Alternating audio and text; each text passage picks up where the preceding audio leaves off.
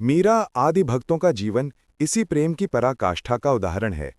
उन भक्तों के भक्ति मार्ग में अनगिनत बाधाएं आईं, लेकिन उन्होंने अपने प्रेम को कभी धूमिल, कमजोर नहीं होने दिया। मीरा का प्रेम बचपन से ही श्री कृष्ण के प्रति अत्यंत गहरा था। एक दिन उनके यहाँ एक संत पहुंचे जो शालिग्राम यानी भगवान कृष्ण का प्रतीक की पूजा कर रहे थे। 6 वर्ष की बालिका मीरा ने जिज्ञासावश पूछा, बाबा, आप ये क्या कर रहे हैं? साधु बाबा ने कहा, पुत्री, ये गिरिधर हैं, मैं इनकी पूजा कर रहा हूं। मीरा उस शालिग्राम को लेने के लिए मचल पड़ी। संत ने अपनी झोली से एक काला पत्थर दे दिया और कहा, पुत्री, यही तुम्हारे शालिग्राम व गिरिधर हैं, इन्हीं की पूजा भक्ति कर। धीरे धीरे शालिग्राम के प्रति उनका प्रेम बढ़ता गया और पराकाष्ठा पर पहुंच गया। वो प्रेम इतना अधिक गहरा हुआ कि वे सदा के लिए गिरधर की हो गईं। सद्गुरु कबीर साहब भी अपनी साखी में कहते हैं, जैसी लागी वोर की तैसी निवह छोर। जैसा प्रेम भक्ति प्रारंभ में हो, वैसा अंतिम श्वास तक निभ जाए।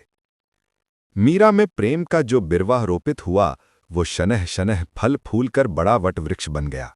चाहे कितनी भी विघ्न बाधाएं आईं, किंतु जैसा प्रेम प्रारंभ में रहा, वैसा अंतिम श्वास तक एक रस बना रहा। मीरा के मार्ग में कम विघ्न नहीं आए, अपना देवर ही उनका विपक्षी हो गया। अपमान, प्रताड़ना, बदनामी, लांछना, झूठा आरोप और न मालूम कितने कष्टों को उन्हें सहना पड़ा।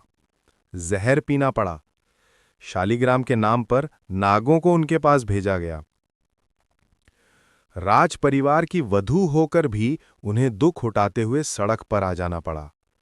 राजस्थान मेवाड़ में उनकी ससुराल थी, वहां से वे वृंदावन चली आईं। न किसी से जान पहचान, न कोई सुख सुविधा। जिस मीरा के महल में कभी उनकी व्यक्तिगत सेवा के लिए भी अनेक दास दासियां रहती थी, वही राजवधू मीरा आज सड़क पर नंगे पांव चली जा रही हैं।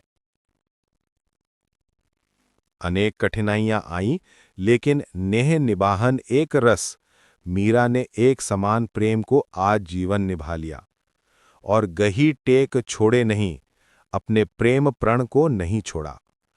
उनके मन में अपने विपक्षियों के प्रति किंचित भी द्वेष नहीं पनपा। शांत था मीरा का हृदय।